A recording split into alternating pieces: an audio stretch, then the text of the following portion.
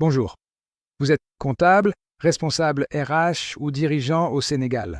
Et chaque fin d'année, vous êtes confronté au même casse-tête, les régularisations au 31 décembre, puis l'établissement des états 1024 au 31 janvier suivant.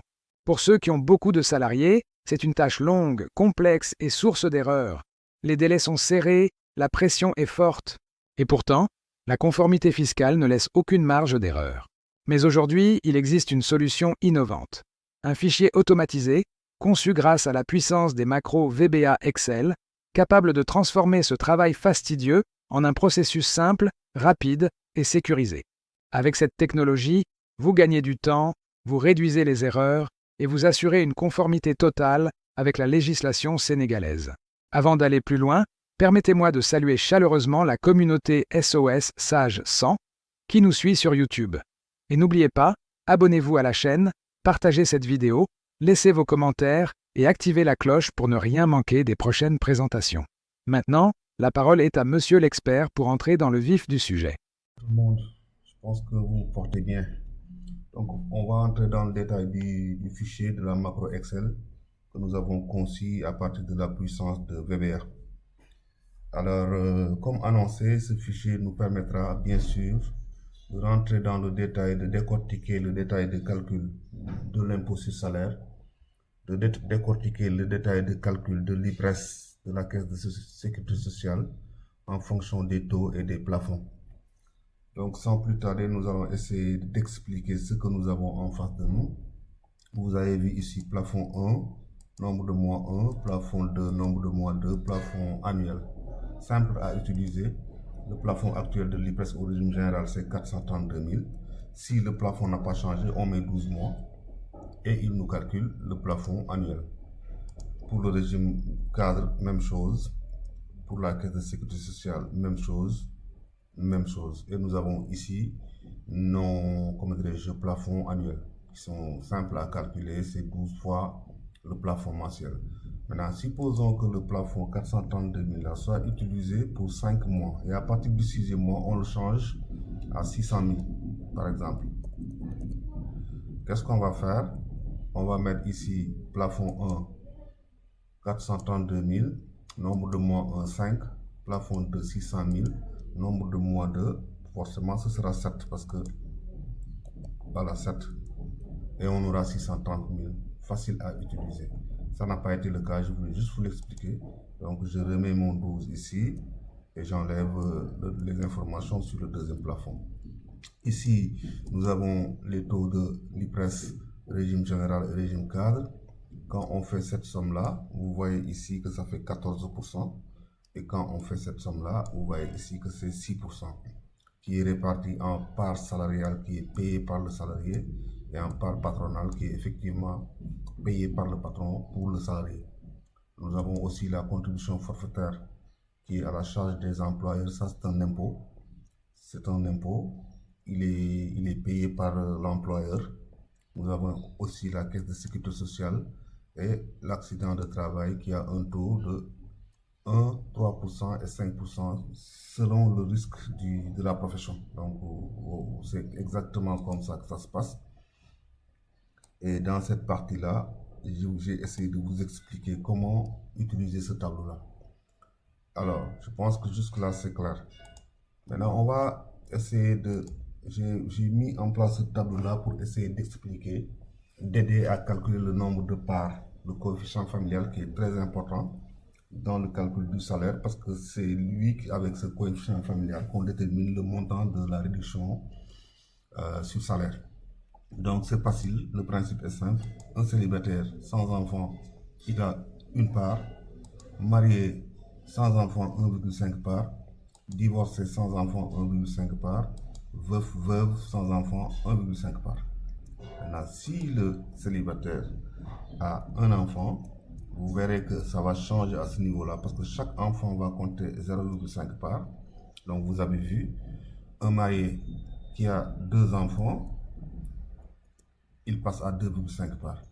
S'il a maintenant plus d'une femme, à partir de la deuxième femme, chaque femme compte 0,5 parts. À partir bel et bien de la deuxième femme. S'il a 3 femmes par exemple, on va lui mettre ici 2 parce que la première femme est déjà comptée. ce qui lui fait 3,5. Facile à utiliser. Maintenant, supposons que le monsieur ait 8 enfants. Vous voyez, le nombre de parts, il passe à 6,5. Et c'est la raison pour laquelle j'ai mis cette contrainte, parce que l'administration fiscale, sur les nombres de parts, il les limite à 5 parts. Tu as 80 parts aussi, lui, il s'arrête à 5 parts. Donc voilà, je pense que ce tableau-là aussi, il ne rentre pas dans le calcul de ce que nous allons voir. C'était juste pour vous expliquer comment les parts sont calculées, les nombres de parts, ce qui est très important. Maintenant, si on vient dans l'onglet de simulation de salaire, vous avez vu ici, on a un bulletin qui est vierge. Tout est actuellement, comment dirais-je, rien n'est rempli, mais vous allez voir que ça va se remplir automatiquement au fur et à mesure que nous avançons. C'est pour une simulation de salaire. Il est basé, les calculs se font ici. C'est à ce niveau que les calculs se font, mais il les récupère sur cet onglet-là pour la simulation. Supposons que je vais faire une simulation pour Saliou Diop. D'accord? Là, je mets son salaire, 1 500 000, le salaire mensuel brut, je dis, 1 500 000. Je valide, vous avez vu, ça commence à se remplir. La prime de transport, elle est à 20 800, il faut la mettre parce qu'elle n'est pas imposable et doit venir en diminution de 1 500 000 pour avoir une base d'imposition. Ça change. Là, il faut bien choisir s'il est célibataire, il a une part. S'il est marié, il a 1,5 part de facto. Ici, le nombre d'enfants, il faut le renseigner. S'il n'a pas d'enfants, on met rien. S'il a 2 enfants, on met 2. Et au niveau du nombre de conjoints, c'est conjoint. Il donne une information sur les parts pour la TRIMF, la taxe représentative de l'impôt sur le minimum fiscal. Parce que tout simplement, pour un couple, si monsieur travaille et que madame ne travaille pas, si monsieur a un salaire et que madame n'a pas un bulletin de salaire, monsieur paye sa TRIMF et celle de madame. Et vice versa aussi. Donc, on met ici le nombre de conjoints qui n'ont pas de bulletin de salaire. Supposons qu'il a une femme qui ne travaille pas. D'accord? Une femme qui ne travaille pas. D'accord? Et à ce niveau-là, on sélectionne le régime. Il est au régime général. Et vous voyez, à chaque fois que je change, ça change. Régime cadre, il revient. Quand je dis que, parce que toute personne qui est au régime général est forcément au régime cadre. Et là, n'oubliez pas de prendre le taux d'accident de travail qui est en vigueur avec la convention à laquelle la société est soumise. Et nous avons ici, nous lui rendons ces 20 800 et il se retrouve à un total de gain de 1 500 000 et un net à payer de 1 110 750. Simple à utiliser. Et j'ai expliqué à ce niveau-là tout ce qu'il faut faire, tout ce que ce fichier-là fait. D'accord? Alors, on va sur le calcul de l'IR. C'est le tableau le plus compliqué parce qu'effectivement, c'est là où on utilise vraiment la dynamique, la puissance d'Excel pour déterminer l'impôt. Alors, le brut mensuel, il le récupère où? À partir de là, c'est ça moins ça. C'est ce qui nous donne le brut mensuel. Ensuite, il nous fait le brut annuel, c'est-à-dire il prend le brut mensuel, d'accord, multiplié par 12. D'accord? Là, il vient faire ce qu'on appelle l'arrondi parce que quand vous regardez au niveau du barème, vous verrez que le barème bouge par 5 000 francs. 900 000, 905 000, 910 000, 915 000. Donc, il a un pas de 100 000 francs. C'est ce que nous avons essayé de traduire ici. On lui demande de récupérer la partie, les 17 750 400. Il n'a pas pris les 400. Et ça, c'est la fonction plancher qui nous permet, avec ces paramètres, qui nous permet de régler cette question. Ensuite, nous avons ici un abattement de 30%. C'est quoi l'abattement? L'État dit que sur le brut annuel, il faut faire un abattement de 30%, c'est-à-dire une diminution de 30%, mais cet abattement ne peut pas dépasser 900 000. Et on va tester. Alors, on va prendre 30% de ça, multiplié par 30%,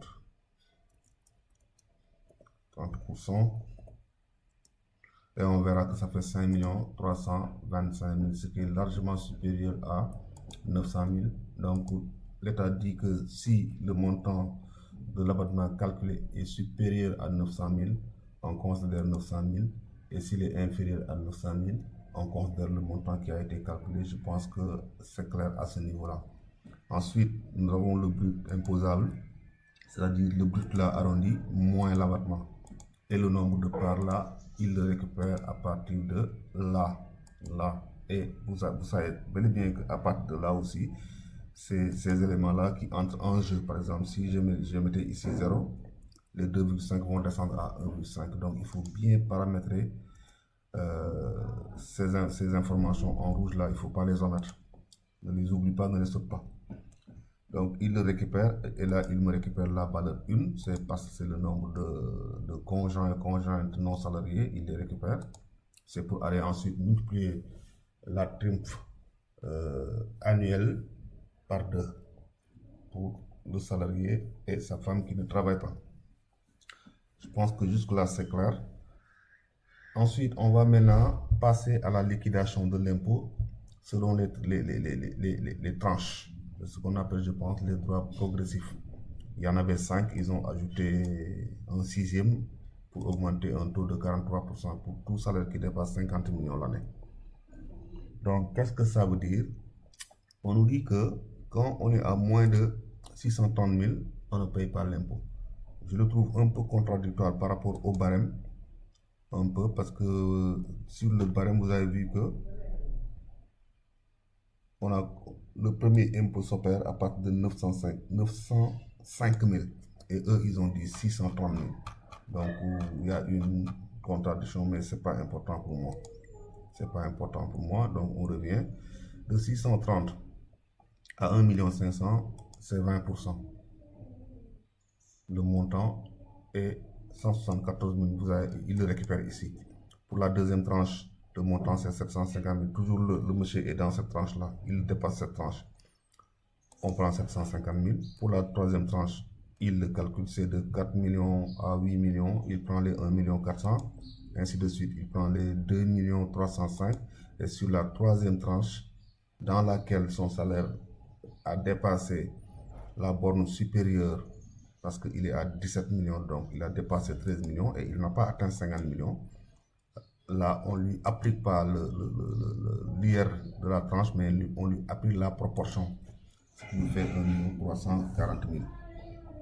Alors, à ce niveau, qu'est-ce qui reste? On va sommer tout ça pour trouver ce qu'on appelle l'impôt liquidé. C'est les 9 millions, 5 millions 699 000 qui est l'impôt liquidé. Maintenant, nous allons nous intéresser aux réductions. C'est quoi les réductions? Il y a un tableau qui a été donné par l'administration fiscale.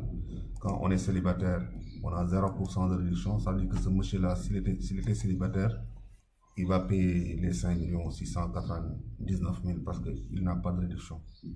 Alors, si on est à 1,5 part, le taux c'est 10%. Avec un plancher et un plafond. C'est quoi le plancher? C'est le montant minimum de la réduction applicable et le plafond c'est le montant maximum. Donc après avoir calculé la réduction de 10% du salaire, on le teste par rapport au minimum et au maximum. Qu'est-ce que ça veut dire? Si les 10% font moins de 100 000, on prend 100 000. Si les 10% font plus de 300 000, on prend 300 000. Simple à expliquer. Donc, qu'est-ce qu'il fait lui? Il va, à partir du nombre de parts, rechercher le taux, c'est 20%. Il va rechercher le taux, il le récupère. Le plancher, il le récupère.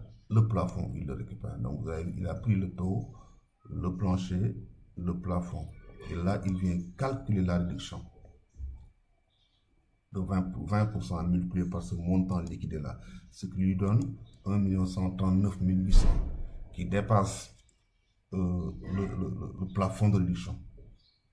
On lui a calculé 1 139 800, mais l'État dit que pour son cas, il ne doit pas avoir plus de 1 100 000 de réduction. Donc on rejette ce qu'on a calculé et on prend 1 100 000. D'accord? Ensuite, on vient là sur l'impôt annuel, c'est-à-dire prendre l'impôt liquidé ici, moins la réduction appliquée. La réduction retenue, ça nous donne un impôt annuel. Et on divise par 12 pour avoir l'impôt mensuel qui apparaît dans nos bulletins de salaire. Maintenant, on a ici une petite contrainte à vérifier parce qu'effectivement, quel que soit le montant de l'impôt qui a été calculé, il ne doit pas dépasser 43% du salaire. Donc, on teste les 43% par rapport au montant que nous avons calculé et on se soumet à la contrainte selon laquelle l'impôt ne peut pas dépasser 43% du salaire. Donc, si l'impôt que nous avons calculé fait moins de ce montant-là, on prend l'impôt que nous avons calculé. Si l'impôt que nous avons calculé était supérieur à ce montant-là, on va prendre ce montant-là. C'est ça la contrainte. Et au finish, on arrive là avec notre impôt annuel, impôt mensuel. Là, nous avons, comment dirais-je, la trimf annuelle et la trimf mensuelle, sachant que c'est la trimf normale du gars multipliée par 2 parce que sa femme ne travaille pas. Effectivement, on a ici 1. Maintenant, pour la trimf, la lecture, elle est simple. Voici sa table de calcul mensuel. Et quand on va dans le barème annuel aussi, on voit que la trimf, elle est là. Elle est là. Alors, dans ce barème-là, je vais en profiter pour vous dire que j'ai mis ici une recherche qui permet de trouver l'impôt d'un individu en partant de son salaire base, de son salaire brut annuel. D'accord? Parce que le tableau là, il est trop long. Des fois, tu cherches un impôt, un montant pour le trouver, c'est un peu fastidieux.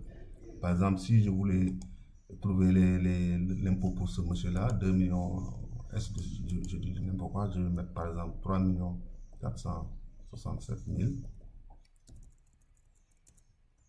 3 467 000.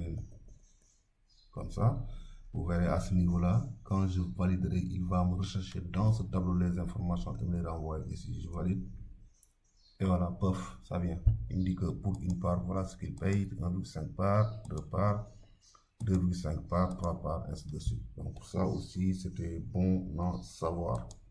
Donc je pense que j'ai parcouru en tout cas l'essentiel de la macro pour le calcul de l'impôt et le calcul des retenues à caractère de cotisation sociale comme l'IPRES, la caisse de sécurité sociale, ainsi de suite, parce qu'eux aussi ils ont des contraintes, ils ont des plafonds que j'ai bien respecté. J'ai bien respecté les plafonds dans ce calcul.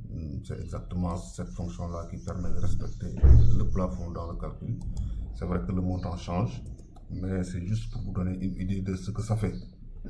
Alors, maintenant qu'on a fini avec le calcul là, nous allons essayer d'attaquer le deuxième point qui est les régules d'impôt. C'est très important en fin d'année, les gens se cassent la tête pour pointer, calculer, vérifier, aller consulter le barème.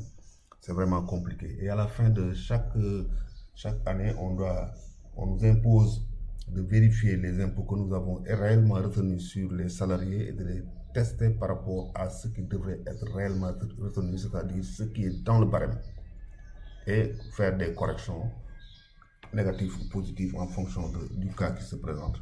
C'est la raison pour laquelle nous avons prévu cette matrice de règles d'impôt. Cette matrice de règles d'impôt, vous voyez le tableau, il est vide, il contient une ligne et il n'a rien, et aucune information. Là aussi, sur la matrice de règles de l'IPRES aussi, même chose, il a une petite information, mais il faut que je la vire parce que j'avais oublié de la virer. Voilà. Vous voyez, le tableau là aussi n'a aucune information pour l'instant. Ensuite, quand on vient sur ce tableau là aussi, aucune information, une seule ligne, aucune information. Sur le tableau état 2024 aussi, même chose, aucune information. Mais vous verrez que quand on fera Qu'est-ce que je voulais dire encore? Excusez-moi, sur la matrice impôt, voilà. Donc moi, ce que je vais faire, je vais déjà donner le nombre de salariés pour avoir le nombre de lignes dont j'ai besoin. Je définis le nombre de salariés en cliquant là-bas. C'est là où j'ai cliqué en là. Je clique et je lui dis que moi, je veux traiter 10 salariés. La société que je gère a 10 salariés. Quand je valide, la magie va s'opérer. Il me crée les 10 lignes. Je valide par OK et je peux aller vérifier sur toutes les matrices. Il m'a créé les 10 lignes. Qu'est-ce qu'il me reste maintenant à faire? C'est aller récupérer ces informations-là de la paye. Parce que c'est cette plage-là que je dois renseigner pour remplir automatiquement cette plage-là en lecture directe du barème. Donc j'ai besoin du nom, prénom, brut, nombre de mois présents dans le mois, montant imposable, nombre de parts hier, nombre de parts trimestre, hier opéré année, trimestre opéré année, CFC opéré année. C'est-à-dire qu'est-ce que je lui ai réellement retenu pour qu'il aille me faire un test par rapport à ce qui devrait être réellement retenu et me proposer des corrections. C'est très important. Donc pour cela, j'ai déjà préparé un fichier depuis la paye. Et je pense que la PaySage qui contient les informations que je veux. Si vous n'avez pas de PaySage, peut-être que vous avez une autre paye qui peut donner ces informations-là. Pour ceux qui ont la PaySage, c'est des informations qu'on peut avoir avec la gestion avancée. Ce n'est pas l'objectif de la vidéo, donc je ne vais pas y rentrer pour aujourd'hui. Bon, qu'est-ce que je fais? Je copie et je viens là. Je me mets là sur la cellule A6, je fais un bouton droit et je fais un collage spécial pour ne pas déranger l'organisation de mes cellules. Vous avez vu, quand je colle, et vous avez vu, là, tout est nickel, tout est nickel.